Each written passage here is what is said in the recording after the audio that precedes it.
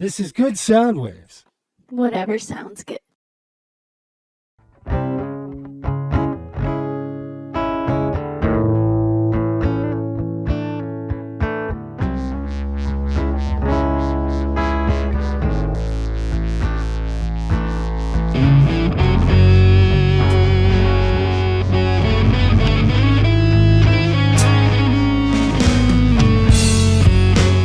Welcome to the Good Soundwaves podcast. This is our first episode of our new video format. I'm the other guy, and today I have with me Ethan Boggs. He is the principal songwriter and the lead singer for the band Gosinicc.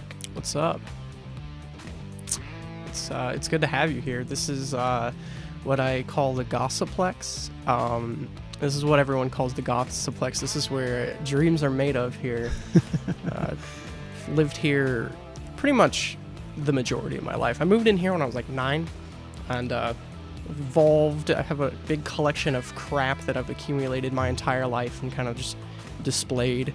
It looks like I'm like rolling in money, but I promise you the stuff around me is what's preventing me from having any. But yeah, it's however many years of collection and build up and if you were to look around the room, you would get a very musical feeling to the room. Like music definitely happens here. There's at least 3 amps that I see. And I've got one of those little MIDI keyboards too. Those things are pretty cool. This thing is great. So I mean, I would say the majority of songs start on that keyboard that you hear. Now, when we're talking about songs, since we're going with the majority of songs start on the keyboard, why don't we get to know you better? We had you before for a podcast episode from the audio format. Yes. But unfortunately, circumstances made it where it really wasn't something we wanted to put out. It wasn't relevant. So now we're going to try and do this in this video format. And so we're going to go and talk about some of the things we did before. Yes. I would like to know how you got started with music. I believe you started playing bass. Mm-hmm. Can you tell me how you got into playing bass in the first place? Well, music's kind of like been a thing in my family. My uncles have been playing like their whole life, and I guess like in the local Akron scene, they've like dipped their toes in the water in like a lot of like older like music scene, I guess, like pretty much just like cover band and everything. But I mean, they're pretty talented. My uncle himself has like his own like little amateur studio like I do.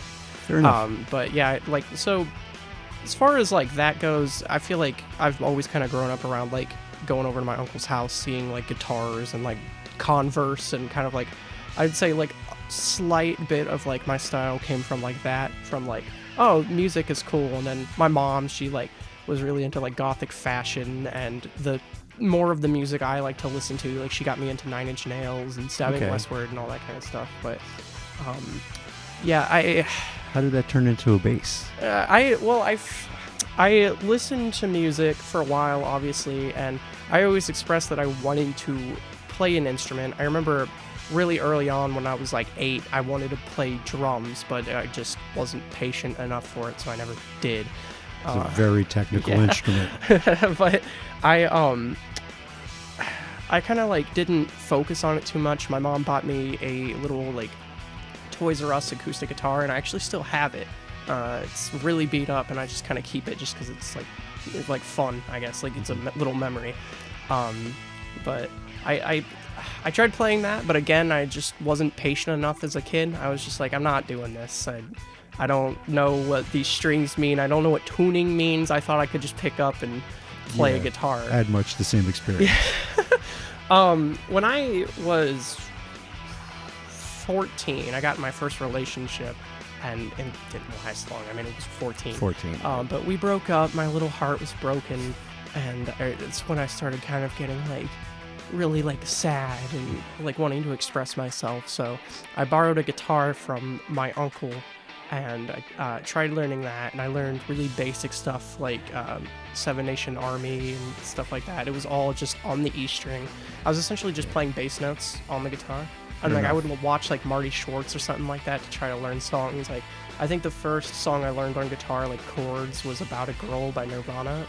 It was a very shitty version of it. I definitely was not playing that right. But yeah, I kept trying and trying, and it sounded like shit. But like I would still go and tell people like, yeah, I'm playing guitar. I started really getting into Queen. And when that biopic came out about them, I remember seeing the scene where like John Deacon like started playing Another One Bites the Dust, and something about that clicked. I was like, bass is kind of cool. I like that. Really drives the song. Yeah, and I remember that Christmas I got a bass, and I was like, that was my thing. I was like, I'm gonna learn this, and I played it all the time. It wasn't like the guitar; it was something I would pick up and just like fiddle around with and kind of learn a song. Bass was something I like sat down with and was so intrigued in, and constantly wanted to like learn and learn new songs and all the way through and play them correctly. I really resonated with it, so I started off like kind of with that. Yeah, with me playing the bass, I really like it's an instrument that I can feel it, because it just, I mean, my family may not like it as much when I do that, but okay. Now, I'd like to talk a little bit then about how you got into actually writing songs. You said about the time you were 14 that the emotions were coming into you and it was an outlet, perhaps. Yeah. And so you started writing songs then. Did you make any of the songs that are now part of Gosinicc's lineup? Yeah, sort of. So when I was like, I got the bass when I was like 15, because it was like I started playing the year like right before I turned 15. So I was playing guitar when I was like 15 or 14, and then I got the bass when I like had turned 15, like that Christmas or whatever. But since that was like the very end of the year, it started really taking off. And honestly, it wasn't even that long ago. It was 2019 was the year I actually started like playing an instrument. And that's surprising, because I think a lot of people would expect someone who like makes music like, oh, I've been doing this for however many years, but it really only goes back like, I mean, soon it'll be 6 years now that I've like known how to play an instrument. That's pretty neat. Yeah. Now, your first album, did you write that entirely yourself, or I believe you had people that participated in the writing of certain parts of it? Can you tell us a little bit about how that first album came about? Well, I had when I got the bass and everything, I joined projects, and it was like a Gorillaz fan project. The idea behind it was we're gonna record an album in the style of Gorillaz. It's like oh, you're okay, yeah. But yeah, I was like, I'm gonna record an album in the style of Gorillaz, and it's gonna be like a kind of like fan art, but with music. And I had gone to my uncle's house because I wasn't composing anything. I was just like a bass player at that point, and I had come up with like a bass line, song structure, what I wanted to do with the like the song, and I kind of like gave it to him. I'm like, hey, help me record this. So we made it for this album called 5.5 for a band called Omnichord. It was all an online thing, and from then that's when I learned about like composing, song structure, really just really getting into how to make music. And I feel like that's definitely when it sparked. And it was only a couple months after that I was like, okay, I want to make like a solo project. Like I want to write music. I began writing Save Rock. It was honestly like January of 2020. I started writing it, and then the first ever song written for that was I Love You. I had written the instrumental for it. The lyrics came a little bit later into production, but I had composed, written, recorded all of I Love You, and then the lockdown started. And that was like, okay, well, I can't go over to my uncle's house. I can't like record stuff and have like a backbone to like show me how to record stuff. I gotta like learn how to do this on like my own. You made your own little class. Self-motivated class has to happen right here. Yeah, right? And it was just a really fast thing after that. I immediately wrote Coffee 19 because I'd lost my job. I wrote Coffee 19, which is about like the lockdowns and just COVID, really.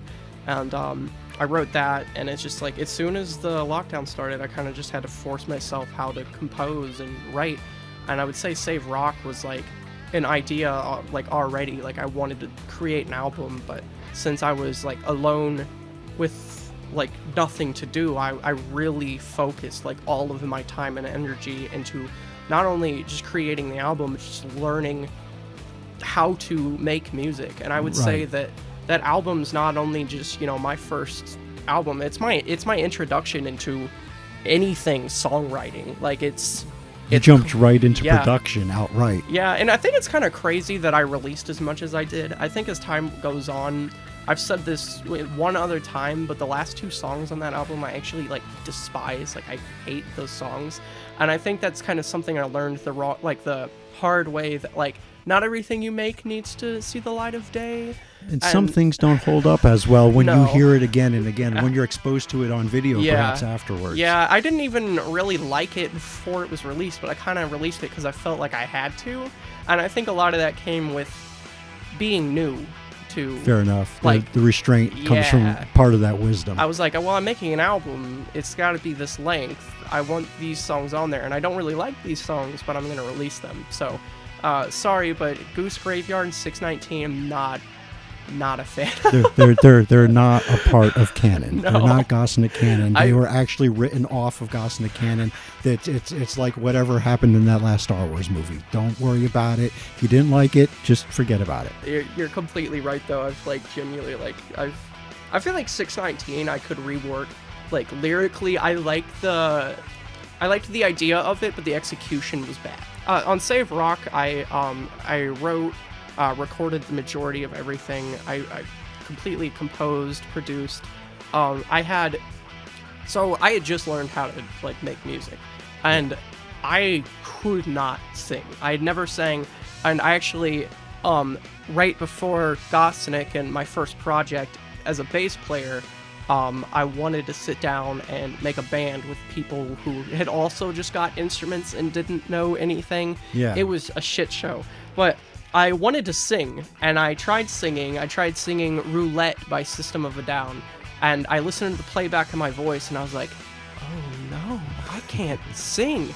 So I just learned, at that time I accepted defeat, and I was like, for this first album, it's not my strong point, I'm gonna outsource vocalists. So what I would do is I would reach out to vocalists, I would pay them an upfront amount, they would sing the songs, a lot of them with Tommy Temp, who sang on the original Irreversible Sin and I Love You, Blue Light. He was really cool because he he definitely deserves credit with some of the ad-libbing and certain things.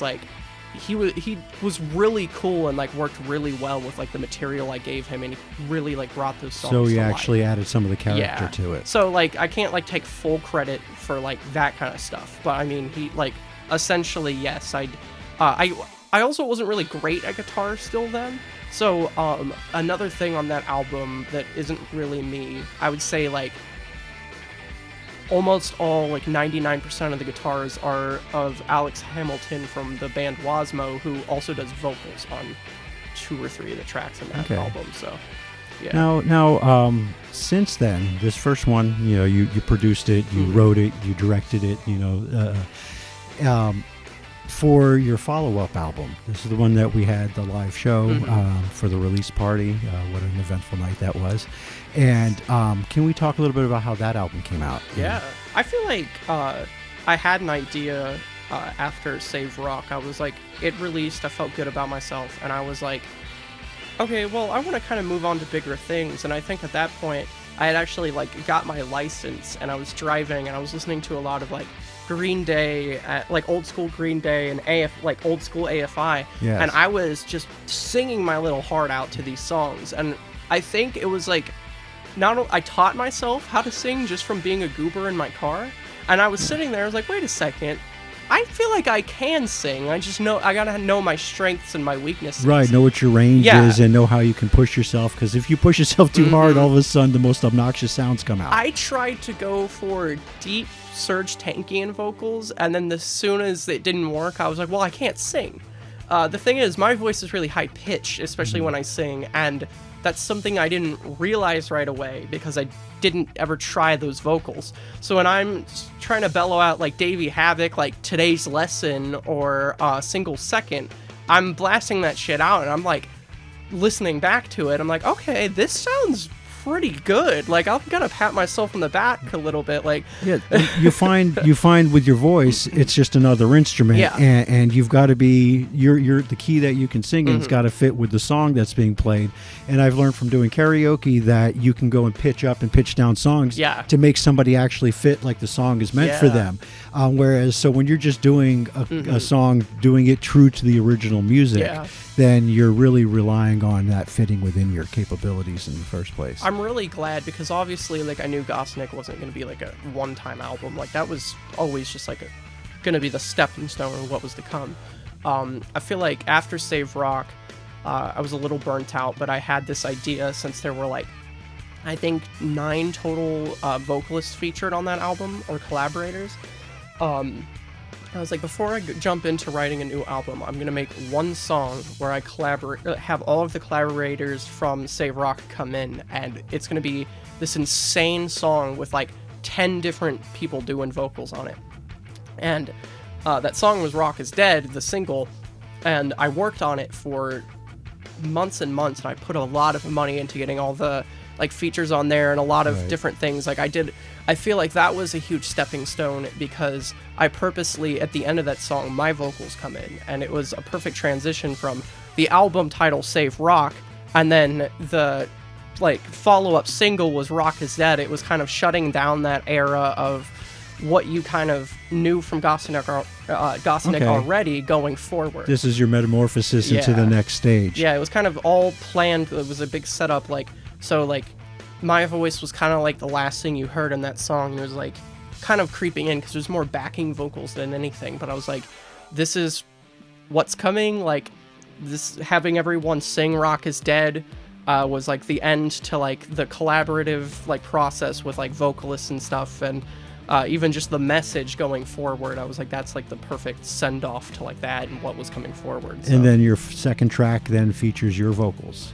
Yeah. So we released, it was released as a single, and that was released for like a couple years. And I think in the meantime I worked, I knew that I couldn't promote myself too well because I was kind of just releasing music and just shooting it out there on the internet and hoping people would find it. And I had it ranged like in success. Like I had like, there's even people now that like support us and everything that found us in those, or I guess like found me in those very early days where I was just releasing stuff and like throwing out like Instagram ads like, please listen to my music.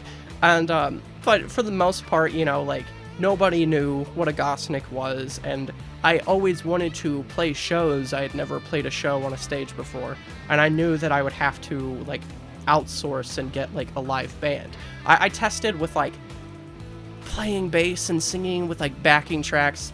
It's very difficult to sing and play bass because bass seems to be like you have to be so right where you need to be. For me, I feel like it's an impossibility, though there are artists out there that prove me otherwise. I still try, and it's definitely on some songs it's very goofy. But no, I kind of like learned, like, I kind of accepted that. I was like, okay, I think Gosinicc needs to kind of evolve beyond me a little bit more, because I always went into it thinking it was like strictly a solo project, which it really isn't anymore. And I think like I began writing songs for Pretty. I was writing like as early on in like early 2022. I was writing like End It All off of Pretty, End It All in Purgatory. And then the second song I think I ever started like writing lyrically was I Feel Nothing. I also, going into the album, I took everything I learned what not to do on Save Rock, and I applied that to Pretty. I think with Save Rock, I would record a bunch of instrumentals that sounded cool, and then I was like, okay, and then I'll write the lyrics for it. But the thing is, I would be sitting on these instrumentals for like a year, and I'd be like, I can't write lyrics for this. I don't even care about this song anymore. Well, your words that come out have to be hitting those notes, so, you know, that to follow the melody of it, and it has to be meaningful. So, like, with Pretty, I mean, I think there was a couple exceptions. Like, I would start a song like instrumentally, but I would very quickly write lyrics for. So, for the production of Pretty, I would start off always writing lyrics. So that way, they were a lot more meaningful, and I wouldn't have songs like Goose Graveyard and 619. So like I applied those things, and I think it really worked in the favor of the album. But I was writing those songs, I had met members from from the live band through coworkers. I moved on. I started asking a bunch of people, kind of throwing stuff to the wall and hoping something would stick. And a lot of people turned me down, no, I don't want to do this. Or they would come over and try, and then I would learn, oh, this is a classical guitarist, and I'm asking them to play punk rock music. Right, you got somebody playing flamenco, and what you really need is some metal. Pretty much. But I found the right people at the right time, and we formed, the live band, and I would say it was the very end of 2022. It was October of 2022 is when we started establishing ourselves, actually to a more public, eye, as a band. Because I think it's a lot easier of a sell to play a live show and oh, this is the band Gosinicc, and not oh, listen to this track, it's by this person who makes music, but right. Yeah, she doesn't play live shows, but it's this and this, and it's more of a DJ. It's more truth in advertising with your second release. Yeah, and on top of wanting to have a live band and play shows, it's what felt right. So we had the people join the band for Pretty. I still did. I did all of the writing. I think the thing is I wanted people to be more have more creative input, but by the time we started establishing ourselves as a band, the album lyrically and instrumentally was, at least written, was almost completely wrapped up, and it got to this point where I was Hank would pitch a song and it sounded awesome, and there's still stuff that we're gonna release sooner rather than later, but they were originally pitched for Pretty, and you would listen to the songs and it seemed like so much work needed to be put into it while we already had 12 different songs open that we needed to finish. Okay. So I feel we kind of put anything else on the back burner and kind of just, it was solely, I did a lot of what was on Pretty. I recorded a lot of it. The thing is too, I would just sit down and record something before I even assembled the live band or even after, and then I would go and show it to them hey, this is a new song we have. I remember Blood being one of those things that I wrote morning of. I had the lyrics ready, and then I came over here, I sat down, I recorded the instrumental and recorded the lyrics and made a demo, which is now actually released as Blood single version on the deluxe album. So right. That was the original Blood that you would have heard had Gosinicc not been involved as a live band kind of. Right. But yeah, I showed it to everyone, and it was an instant success. I remember I sent it to Charlotte, and she listened to it, and she was I'm not gonna lie, that's the best song you've ever made. And I was really? And I think it was it's a very catchy song. It's easy for the band, sort of like we were talking about with Queen, right? Yeah. It grabs you, and you just want to be part of what's happening. It's very simple. It's 2 notes the entire song. I mean, it's mainly 1 note, but you got a G chord in there in the chorus. It's very simple, but easy to learn.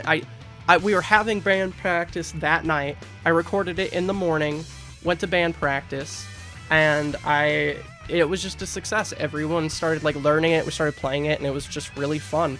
And it was one of those things that we played it live for so long before the album was even out that it kind of evolved into a different sound to where we were okay, we should go to a studio and record this the way people are used to hearing it at this point.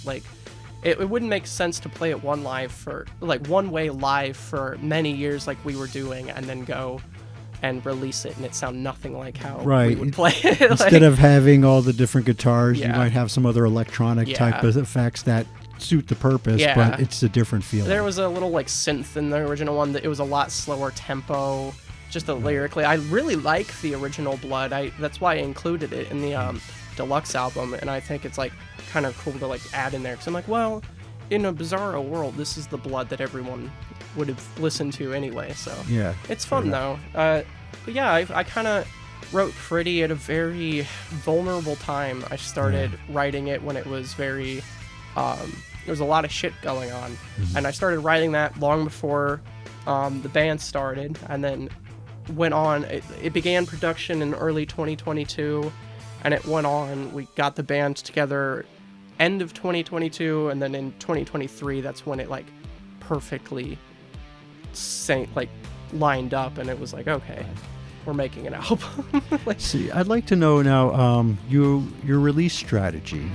Now, a lot of bands these days, they're not putting out an album per se. They'll put out single after single after single, and then once they've got 10 singles out, that they'll go ahead and make that into an album or something to that effect.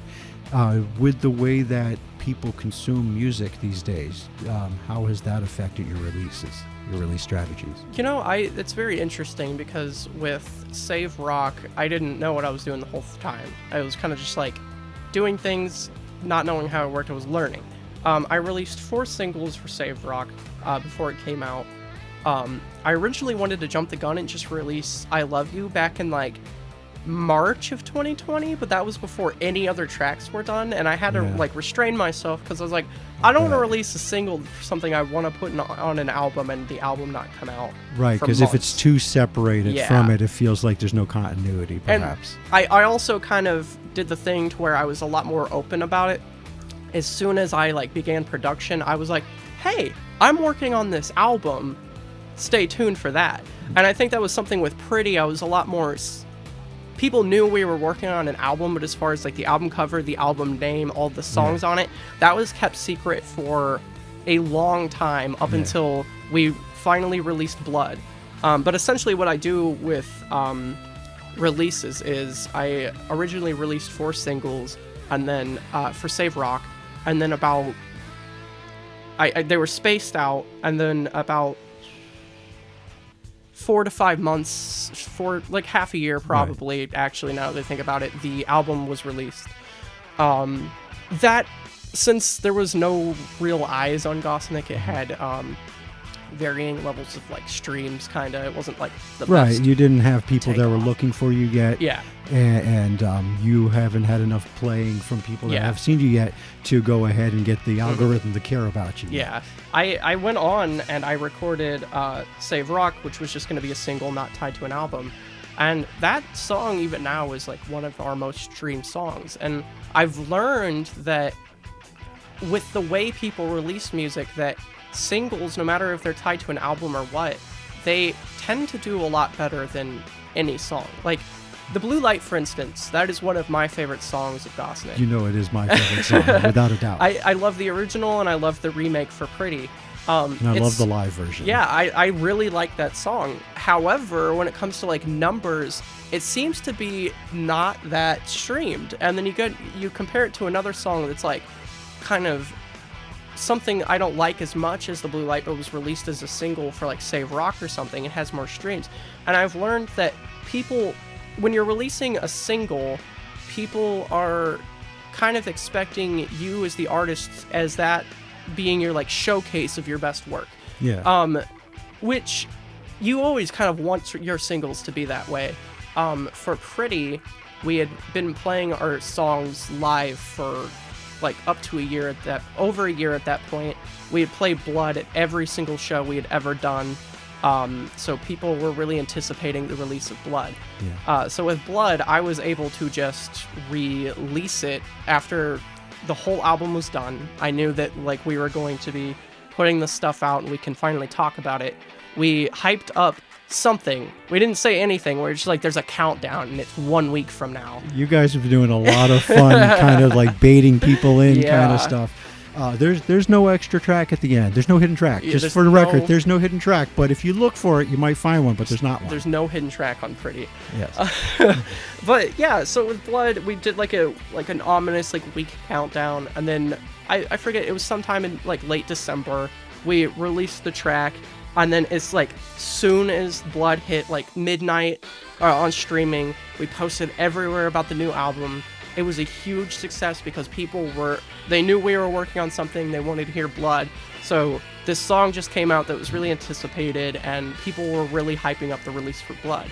And for Pretty, we had announced the album, and I was kind of like doing this like teasing thing since the album was going to be set to release in February. I didn't feel like releasing too many singles beforehand. Right. Just because it was too soon, and I knew that I don't know. I just felt like the right thing to do. Mm-hmm. So what I did was I released Sleep in January of that year, like a month before the album came out. And Another one of my favorite live songs. It's one of my it's as of right now of released songs. I think Sleep is my all-time favorite Gosinicc track. All time. When you guys did the Good Soundwave Sessions episode, where you guys brought your whole band down into my little music room, that was the first time I was exposed to Sleep. Yeah. And I played that video frequently. It was, well, that was it. Sleep, we didn't play as long as Blood. We debuted that, I mean, still months before it was released. Well, like probably half a year, but we played that first time in like May of 2023 compared to like Blood. We've been playing that like every show.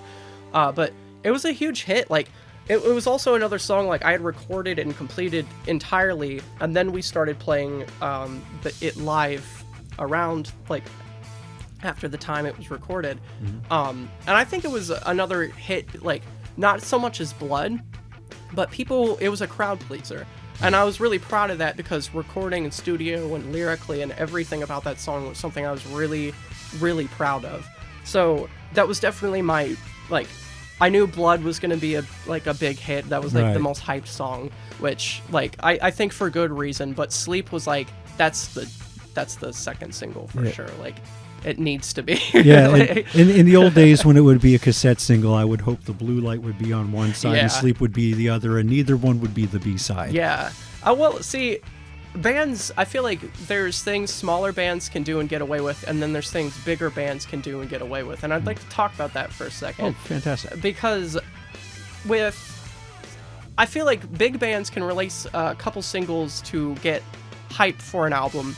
And then after the album, they kind of get to see what songs are performing the best and what song they would like to make a single afterwards. And typically they'll release a single accompanied by like a music video or something special new, or they'll go on a tour and they'll call it like the whatever tour. And they'll be able to look at their metrics and they'll know which one to focus on. With smaller bands, it's harder to do, especially if you don't have a big budget for a music video or anything. I always liked the song I Feel Nothing. And I knew that was going to be a big song on top of like Sleep and Blood, but I didn't want to release it as a single before the album, because from my point of view, we had played a lot of the songs off of Pretty live for a while before the album came out. We saved some for the day of the release of the show, like 3 songs had never been played Just hold before. something back. Yeah, so people at least heard a lot of these songs live a pretty decent amount of times. So I Feel Nothing was one of those songs we started playing early on. I think it debuted the same day as Sleep, actually, like live. But what I didn't want to do was, since Blood and Sleep were already out, and then Irreversible Sin and The Blue Light were on the previous albums, those are 4 songs people already heard. And I didn't want to oversaturate it with people already hearing pretty much half the album by releasing I Feel Nothing as a single before the album came out. Right. So I wanted to kind of keep it special, and I always had plans to do something with I Feel Nothing, and they never really followed through until recently. This very mysterious version of I Feel Nothing, labeled the 30-year anniversary, is dropped, and I have no fucking clue where that came from. Right. No clue, huh? There's this fucking weird video on our YouTube called A Message. It's that multiverse thing. It's fucking weird. I'm still, like, it makes little sense to me now, but the song I Feel Nothing 1994 apparently is from 1994, and I'm just as confused as you guys. It's fucking weird. I'm still waiting for them to air your Family Guy episodes, because I've seen all the trailers and they just won't put it out there. Well, it's been an emotional roller coaster. Seth MacFarlane, I mean, he dropped out of Family Guy for a while. It's just a fucking mess of releases, but we're still working on that Family Guy collab. Fantastic. Well, let's talk about what you're doing now, because we've already had your second album come out. You've gone and performed one hell of a live show for the release party, and now, aside from going out and performing the songs, are you working on the next album? Are you're continuing forward? Because you've got Hank waiting there with his songs that fit on an album that it sounds like it might fit on, but you also have, I'm sure, more coming out of yourself. Yeah. Just, I don't like how it sounds. You have more that you've been working on yourself, I'm sure. Yeah, I feel like, so at the end of that video on YouTube, there was a little thing that said 2025, and like obviously like bands say all the time like, oh, there's big things coming soon, and it's always just music. Like, you did that the last time you released music. That's not big things. Yeah, I've seen memes of that sort. With Gosinicc though, I will say that it's, I think we've done this long enough to kind of get into a groove of, we're always thinking ahead. And I can definitely tell you things that are coming, and things give you kind of like a first, like, kind of little hint at what those things might be. But I'm very, very excited. I think, so, like, first of all, I started Save Rock. I straight up admitted I didn't know what I was doing. I mean, I knew the kind of music I wanted to make. I know the kind of imagery and message I wanted to put into it, but I had no plan ahead of what was after besides like Save Rock Rock is Dead, the single, and I released that and then set it up, and I think ever since then I've been trying to look forward to what's next and the message I want to convey. I think with Save Rock and then Rock is Dead after, there was a constant message of like, don't worship celebrities, don't idolize people that shouldn't be idolized.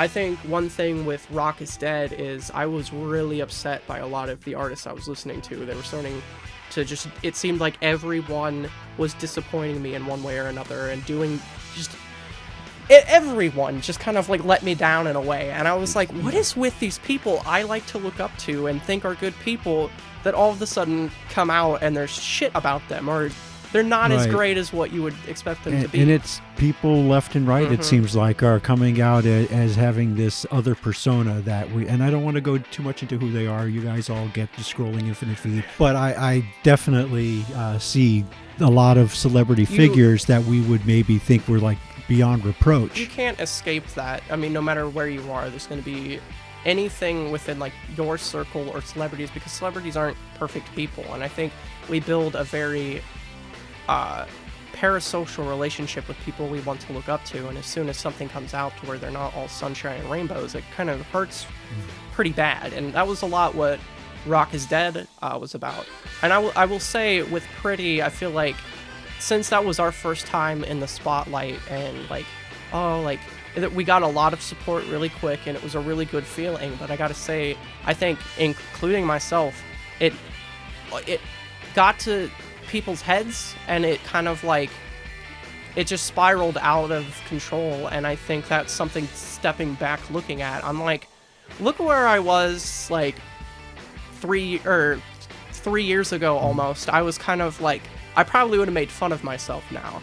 So going forward, it's more of a, you're gonna see a lot of that original message returning, of like, I don't know, more of like separating the ego and the character from the message, and kind of, it's gonna be a lot of cool things coming that are gonna be surrounded outside of the music, things happening on stage and off stage that you're gonna see, and it's going to be very mysterious, and it might not make a whole lot of sense at first, but we know what we're doing. This is a cryptic band. In case you don't know, if you haven't been following along, these guys know how to go and like lead you along to what they're trying to reveal. So all I can tell you is it's probably something pretty neat coming up. Yeah, we've got some cool shit. I will say that we're looking into a show sometime in January, and I'm gonna start promoting the shit out of that.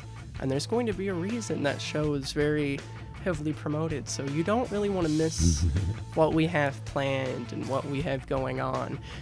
We're definitely working on new music though. I think as far as like releasing singles and stuff, I think we're just gonna release some singles, not tied to an album or anything. We're just gonna have fun, just free, individual, stand on its own. And then on top of that, we have not an album but an EP. Nice. And this isn't even something like we're working on it. It's almost done. Like, I'm just waiting for things to be put in motion where I can show people. Right, you're just eagerly anticipating the next step, and maybe, just maybe, we might hear Hank's EP come out one day. I'm just Hank. You joke about it. Just call it the Hank. That would be great. You joke about it, but we've talked about it. Just putting that out there. Fantastic. I don't know. I'm excited. I'm really excited about. I feel like as soon as we wrapped up production, like music-wise, of Pretty in October of last year. So about a year ago now from the time recording this, and it wasn't like a thing like we took a break on or anything. We like took time to ourselves to like stop making music. I mean, we did, but we didn't. And it was right when production of Pretty wrapped up, I got the idea for what we're working on now. Fantastic. And that is like, as of right now, it's like 95% done. Right and on. we're working on it, and it's going to come out next year. I won't say when, but it's going to come out in 2025. Awesome. And it's just like, it's been a nonstop go, go, go. Like, we're creating stuff, and it's going to sound so much better than what you even know on Pretty. As a fan of the band and of your music, I can say that I'm definitely looking forward to what's coming out. And I imagine quite a few of your existing fans are. And your basis seems to be growing regularly. Yeah. I want to thank you very much for taking some time to sit down with me course. and talk about your music and your experience. Well, thank you for having me. And if you'd like to learn more about the band, you can find them on all the social medias. And I believe Gosinicc.com. Gosinicc. Yeah. I don't know if the website's like up and running right now, but yeah, I would just check out the socials. We started making YouTube videos, more of like vlogs and fun stuff like that, so you can check that out. But I would say in between, maybe keep an eye out on some of the other stuff we have releasing. And if you need help finding where to get them online, if you go to Good Soundwaves, check out our band's page, and Gosinic's listed there with links to all of their stuff that I've been able to find so far. So again, thank you so much for being a part of today's show, our very first video version of the podcast. Those of you that are listening to us on Spotify or Amazon Music, you don't know what you're missing out on. He's a very delightful individual. Yes, check out Good Soundwaves. They're very cool what the other guys doing and what Good Soundwaves is doing. They're a godsend, and Gosinicc condones and supports everything Good Soundwaves is doing. Save rock and roll, man. Thanks again. Thank you.